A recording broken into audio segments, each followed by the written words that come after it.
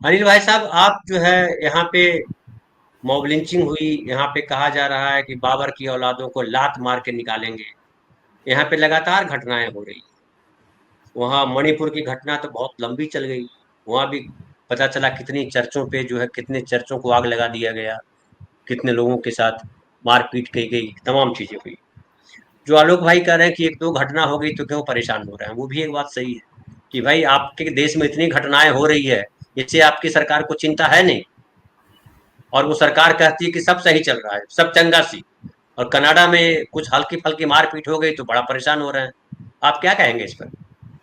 यानी देखिए एक जो बहुत सीरियस है अभी सिचुएशन कि हम लोग किधर जा रहे हैं। अभी स्टेटमेंट सब आप कनाडा में जो किया वो निंदनीय तो निश्चित तौर पे है, तो निंदनीय तो हिंदुस्तान में भी है।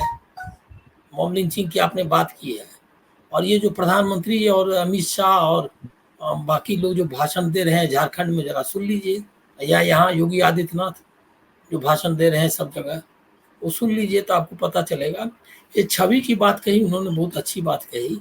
हमारा एक फेल्ड स्टेट वाली इमेज बन रही है, और ये फेलियर जो है वो सिर्फ बाहर नहीं दिखाई देने वाला है, मतलब सिर्फ कनाडा में दिखाई देगा ऐसा नहीं है, वो इसकी इमेज यहाँ भी दिखाई दे रही है। आप समझिए कि कौन सा ऐसा मुल्क होगा जहाँ का इलेक्शन कमीशन जो सबसे बड़ी पार्टी है उसको क्या कह रही है, उसको कह रही है सबसे बड़ी पार्टी को कि आप जो इस तरह का व्यवहार कर रहे हैं इससे पब्लिक अनरेस्ट क्रिएट होगा, केओस होगा, उसको वार्न कर रहे हैं। अब बताइए कि इलेक्शन कमीशन के पास वो शिकायत लेकर के गए थे कि आपके जो काउंटिंग हुई है उसमें गड़बड़ी थी।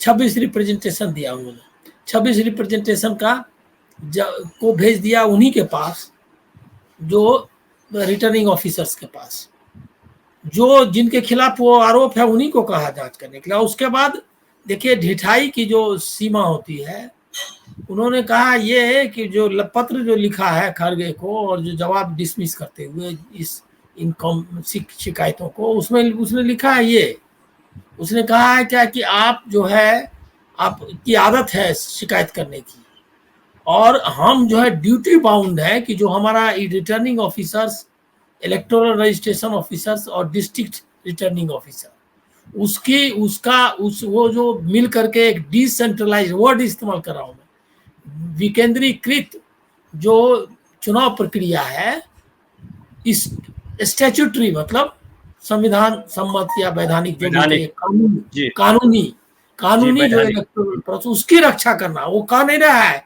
कि इलेक्शन की सैंक्टिटी और पवित्रता बनाए रखना हमारा काम, जो कि उसमें लिखा हुआ कि फ्री एंड फेयर इलेक्शन कराना चुनाव आयोग का काम है, वो नहीं कर, वो कह रहा है, वो कह रहा है कि इनकी रक्षा करना है। और जबकि पूरा चुनाव आयोग का इतिहास यही है कि उसके जो ऑफिसर्स बेईमानी करें उसको रोकना है। तो आप तो ये समझ लीजिए, तो मैं इसलिए चुनाव इसकी चर्चा इसलिए कर रहा हूं कि आप चुनाव के संदर्भ में देखें कि जो सबसे जरूरी बॉडी है एक फ्री एंड फेयर इलेक्शन के लिए, और फ्री एंड फेयर इलेक्शन इसलिए जरूरी है कि डेमोक्रेसी को आपको बचाना है, तो उसकी हालत ये है। तो ये अंदरूनी हालत है। अब कनाडा पर आते हैं। कनाडा का मामला क्या है? कनाडा का मामला ये है, कनाडा में अभी जो अभी जो झंझट हुआ है शुरू, उसमें उस जो स्टेटमेंट आया है विदेश विभाग का, मंत्रालय का, वो किसके लिए वो है क्या कि वहां पे वहां का जो उप विदेश मंत्री यहाँ वाला मत समझिए आप, उप विदेश मंत्री वो बहुत पावरफुल पोस्ट है, वो जो उनका उनके यहाँ उप विदेश मंत्री ने वहां के, उसने कमिटी जो इसका जांच कर रही थी निज्जर वाले और ये सब जो मामले हैं, इसके लिए जो उनके यहाँ इन्वेस्टिगेशन कमिटी है कि भारत के का जो एस्टेब्लिशमेंट मतलब भारत सरकार शामिल है या नहीं यहाँ के सिखों के जो जो जिसको हम आतंकवादी कहते हैं, उनको मतलब कनाडाई नागरिकों की हत्या में उनका रोल है या नहीं, इसकी जांच के लिए जो समिति है उसमें उसने कहा अमित शाह का नाम लिया है, और अमित शाह को फिर दोहराया, मतलब ये तो पहले से कह रहा है और इस पर अभी का हुआ है। और ये आपको घटना हिंदू मंदिरों वाली घटना हुई है।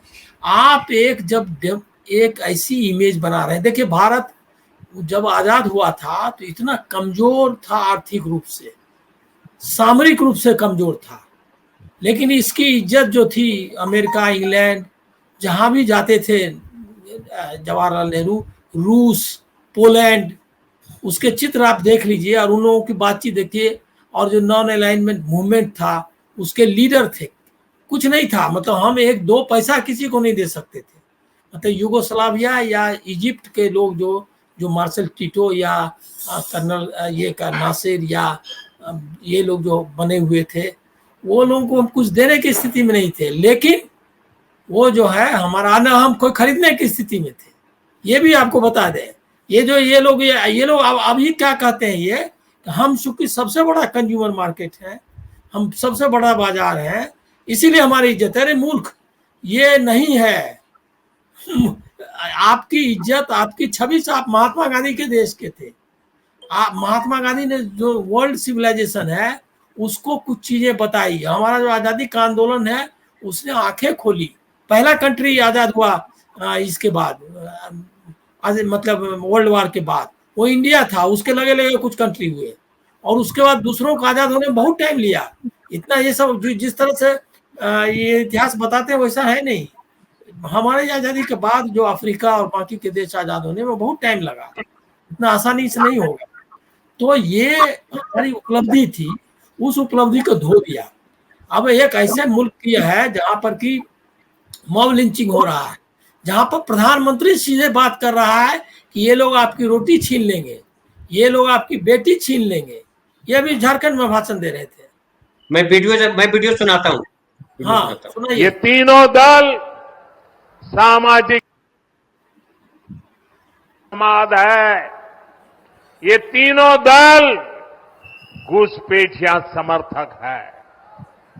बांग्लादेशी घुसपैठियों के वोट पाने के लिए ये इन घुसपैठियों को पूरे झारखंड में बसा रहे हैं। जब स्कूलों में सरस्वती वंदना तक पर रोक लगने लगे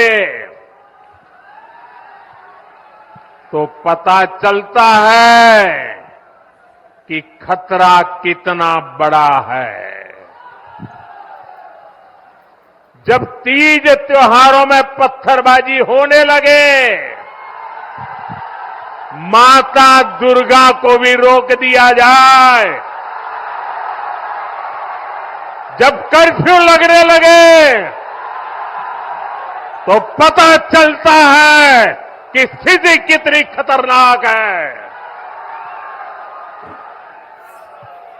जब बेटियों के साथ शादी के नाम पर छल कपट होने लगे तो पता चलता है कि पानी सिर के ऊपर से गुजरने लगा है। जब घुसपैठ का मामला कोर्ट में जाए और प्रशासन इससे इनकार करे तो पता चलता है कि सरकारी तंत्र में ही घुसपैठ हो चुकी है।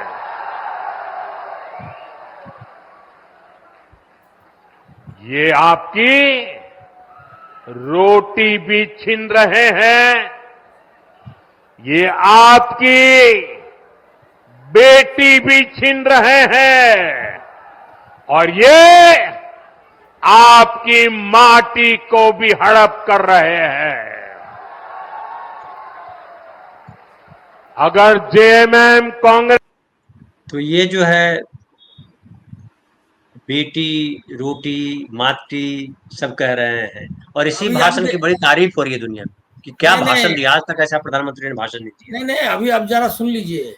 ये आपका प्रधानमंत्री आपको लग रहा है, मैं आपको गारंटी के साथ कह सकता हूँ, मतलब मैं इतनी हिम्मत करना चाहता हूँ कहने की, जो कि गोदी मीडिया में नहीं हुआ है या किसी शायद ही होगी, कि ये हमारे यहाँ कॉरपोरेट का इलेक्शन नहीं जीत सकते थे इस भाषण पर। अगर यही 60s का अगर कोई 60 के दशक होते तो इससे इतना खराब बोलने वाला आदमी कॉरपोरेशन का इलेक्शन नहीं जीत सकता था। हम आप कहाँ पहुंच गए ये देख लीजिए। और छवि अब ये अगर ये भाषण अगर अच्छा ये क्या कहते हैं बांग्लादेश में अगर ट्वीट हो रहा होगा और मैं उसका अखबार पढ़ता हूँ, मैं देखूंगा कि क्या इस पर रिएक्शन है। आपका एकमात्र कंट्री जो अभी तक जो अभी ये जो रिवोल्यूशन वहाँ हुआ जो भी मतलब काउंटर रिवोल्यूशन जो भी कहिए, वो इसके पहले तक एक ही कंट्री पूरे आसपास के इलाके में जो हमारा समर्थक देश था। आप उसको रोज गाली दे रहे हैं बांग्लादेशी घुसपैठिया कह करके। और सच्चाई क्या है मालूम है? सच्चाई ये है कि बांग्लादेश में की आर्थिक हालत इतनी सुधरी कि वहां से माइग्रेट नहीं करना है लोगों को, वहां आपके वर्कर्स जाने लगे। बीच में ऐसी स्थिति थी, अभी मतलब अभी के बाद, अभी तुरंत की बात नहीं कर सकता मैं अभी क्या इम्पैक्ट हुआ है वहां शेख हसीना के जाने के बाद, लेकिन उनका सारा इंडेक्स ये क्या कहते हैं बढ़ गया आर्थिक अवस्था। वहां के लोग भाग के आ रहे हैं, ये आप बताना चाहते हैं। और आप फिर उसके बाद उन पर ये भी आरोप आप लगाते हैं कि वहां हिंदुओं को भगाया जा रहा है। अगर हिंदुओं को भगाया जा रहा है तो मुसलमान यहाँ कैसे आ जा रहे हैं? आप बताइए कि आप ही कहते हैं ना कि हिंदुओं को वहां भगाया जा रहा है, टारगेट किया, ये बीजेपी आरएसएस वाला प्रचार करता है, तो वहां से भाग के मुसलमान कैसे आ रहा है? तो मतलब कोई तर्क से, चूंकि गोदी मीडिया बैठ के बात कर रहा है। शिवराज सिंह चौहान से अभी देखा है, एक मोहतरमा बात कर रही थी जो बहुत ही फेमस है, वो बात कर रही थी, वो कह रही थी घुसपैठिया, तो आपको रोकना था। एक लाइन लिया उन्होंने, उस एक शब्द, उसका हिम्मत नहीं हुई काउंटर करने की। कहा कि नहीं ये तो आधार कार्ड और ये जो बनवा लेते हैं राज्य सरकार का, वो पुलिस आपके हाथ में। अरे आधार कार्ड भी आपके उस राज्य सरकार के हाथ में नहीं है। अगर आपको पता है कि उसका नेशनल आपका बना हुआ है ये, अगर आपका आधार कार्ड में बनाने में अगर कोई इस तरह की त्रुटि होती है तो ये भी काम आपको ठीक करना है। नागरिकता का भी काम उनके हाथ में थोड़ा ही है, कैसे उसको कर लेंगे वो? तो आप क्या कर रहे हैं? और उसका इसके नाम पर हर जगह आप बोलते हैं कि आप नेशनल रजिस्टर बनाएंगे, फलना करेंगे। आप तो जो लोग आ रहे हैं उसको भी रोक नहीं पा रहे हो, जबकि झूठ है ये। मैं आपको बोल रहा हूं कि ये एकदम झूठ है। इसीलिए कि बांग्लादेशी घुसपैठिया, अगर आप खुद ही कह रहे हैं कि हिंदू भाग करके भगाए जा रहे हैं, तो फिर मुसलमान कैसे आ जाएगा? और बकायदा ये चल रही थी पोलराइजेशन ओनली मेथड है। और अमित शाह का तो आपने दिखाया ही नहीं, आपने दिखाएंगे आप किया रखा है कि नहीं, वो भी इससे भी खतरनाक चीजें सब बोल रहे हैं। तो आप सोच लीजिए कि ऐसे मुल्क की क्या छवि होगी, कनाडा क्या इज्जत करेगा? कनाडा एक ही मानना होगा, कनाडा या यूनाइटेड स्टेट्स या यूके, उनके एक नागरिक की अगर हत्या होती है, आपके तो मारे जा रहे हैं, आपके नागरिक खुद कश्मीर में मारे जा रहे हैं, बिहार का मजदूर मारा जा रहा है, आप उसकी रक्षा नहीं कर पा रहे हो, तो आप जो है विदेश में जाके आप क्या रक्षा करेंगे? और आरोप क्या है कि आपने गैंग को हायर किया मारने के लिए, और उसमें तो फंस गए हैं जो हमारा नेशनल सिक्योरिटी एडवाइजर है, वो उसका जो यूएस कोर्ट में जो मुकदमा ये किया है, उस मुकदमे में उनका ये है, मतलब उनको कभी भी पेश होना पड़ेगा। हमको तो लग रहा है कि बीच में वो यूनाइटेड स्टेट्स जाने की स्थिति में नहीं है। तो ये स्थिति है, आप एक सांप्रदायिक राष्ट्र की छवि बना करके, एक सिविल वार की ओर जाते हुए राष्ट्र की छवि बना करके आप विदेश में कोई कूटनीतिक सफलता हासिल नहीं कर सकते। अच्छा, जो कनाडा का इशू है उसमें उनके साथ कौन है मालूम है? इस मामले को लेकर उनके साथ यूनाइटेड स्टेट्स है, उसके साथ ये क्या नाम है यूके है, सब मानता है जो उसने कहा है, और फाइव आइज कहते हैं, वो सब कंट्री उनके साथ है।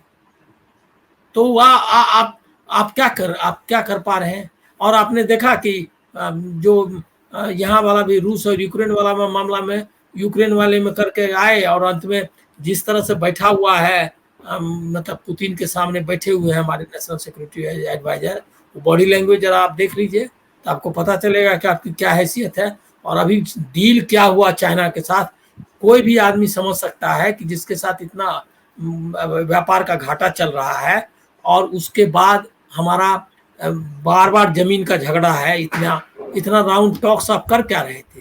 कहा तो कोई घुसा ही नहीं है, फिर उसका टॉक्स भी कर रहे हैं। जब ये सब आप कर रहे थे, उससे आपको समझौता करने की स्थिति क्यों करना चाहिए? इसीलिए कि वहाँ का पैसा मंगाना है हिंदुस्तान में, और वो जो है इन्वेस्टमेंट के लिए कर रहे हैं और उसमें निश्चित तौर पर अडानी और अंबानी जैसे लोगों का हित छुपा हुआ है। अब दिक्कत क्या आई कि हरियाणा इलेक्शन के बाद में जो फोर्स था अपोजिशन इंडिया गवर्नमेंट का, वो मतलब इंडिया गठबंधन का, वो कम हो गया है। इसकी वजह से कुछ सवाल नहीं उठाए जा पा रहे हैं। ये बहुत ही अच्छी स्थिति नहीं लगती। ठीक है।